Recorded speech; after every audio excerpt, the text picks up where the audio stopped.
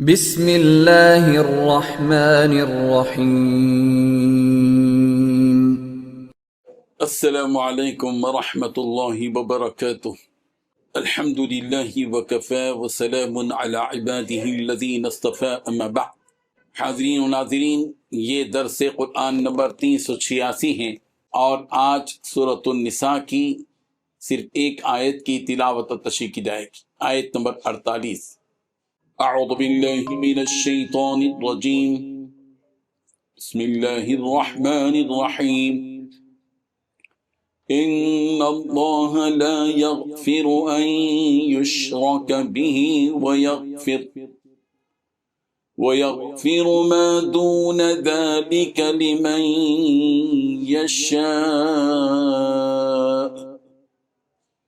ومن يشرك بالله فقد افترى اثما عظيما، صدق اللہ العظیم۔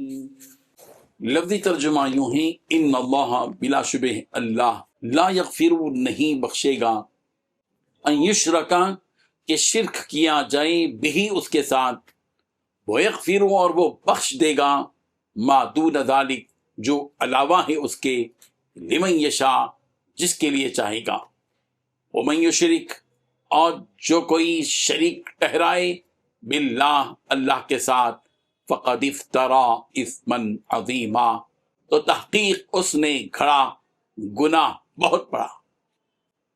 ترجمہ یوں ہے، اللہ اس گناہ کو نہیں بخشے گا کہ کسی کو اس کا شریک بنایا جائے اور اس کے سوا اور گناہ جس کو چاہے معاف کر دے، اور جس نے اللہ کا شریک مقرر کیا اس نے بڑا بہتان باندھا۔ رب ذوالجلال نے اس آیت میں 3 باتیں بیان فرمائی۔ پہلی بات، اللہ تعالیٰ اس بات کو معاف نہیں کرتے کہ ان کے ساتھ کسی کو شریک ٹھہرایا جائے۔ دوسری بات، شرک سے کم والے گناہ کو جس کے لیے چاہتا ہے معاف کر دیتا ہے۔ تیسری بات، جو شخص اللہ کے ساتھ کسی کو شریک ٹھہراتا ہے وہ ایسا بہتان باندھتا ہے جو بڑا زبردست گناہ ہے۔ بزرگان محترم، اس آیت میں رب کائنات کی جانب سے یہ واضح اعلان کیا گیا ہے کہ شرک کرنے والا اسی شرک کی حالت میں بغیر ایمان لائے مر جائے گا تو اس کی بخشش کے سارے دروازے بند ہو جائیں گے، اب کوئی گنجائش نہیں ہوگی کہ اسے معاف کر دیا جائے۔ رہی بات شرک کے علاوہ جتنے گناہ ہیں ان کے بارے میں یہ گنجائش رکھی گئی ہے کہ اگر اللہ تبارک و تعالیٰ چاہے تو معاف کر دے۔ اللہ تعالیٰ کے اختیار کی بات ہے کہ شرک کے علاوہ دوسرے گناہوں کے بارے میں جس کو چاہے معاف کر دے اور جس کو چاہے اس گناہ پر سزا اور عذاب دے۔ جس رب ذوالجلال نے ہمیں پیدا کیا اور اس نے ہماری زندگی کے سارے اسباب پیدا کیے، اگر ہم اسی رب ذوالجلال کو چھوڑ کر اس کی بنائی مخلوق ہی سے کسی کو اپنا معبود بنا لیں تو عقل بھی یہی کہتی ہے کہ یہ وہ جرم ہے جو ناقابل معافی ہے۔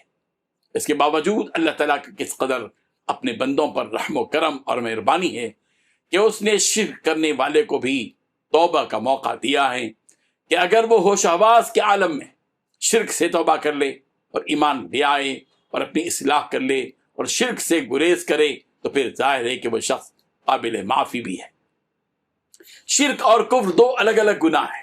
شرک اللہ کے ساتھ کسی اور کو شریک کرنا، اور جس طرح اللہ کی عبادت کی جاتی ہے اس کی عبادت میں کسی اور کو شامل کرنا، یہ شرک ہے۔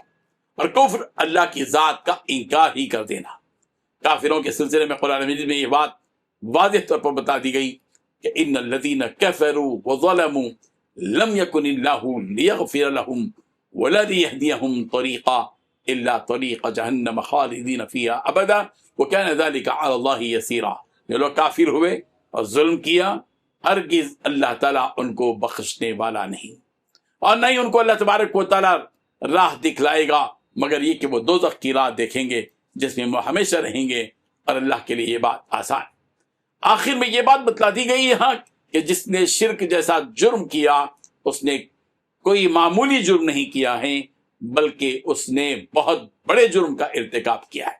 اللہ تعالیٰ ہم سب کو شرک، کفر اور دوسرے گناہوں سے بچائے، آمین۔ وآخر دعوانا ان الحمد للہ رب العالمین۔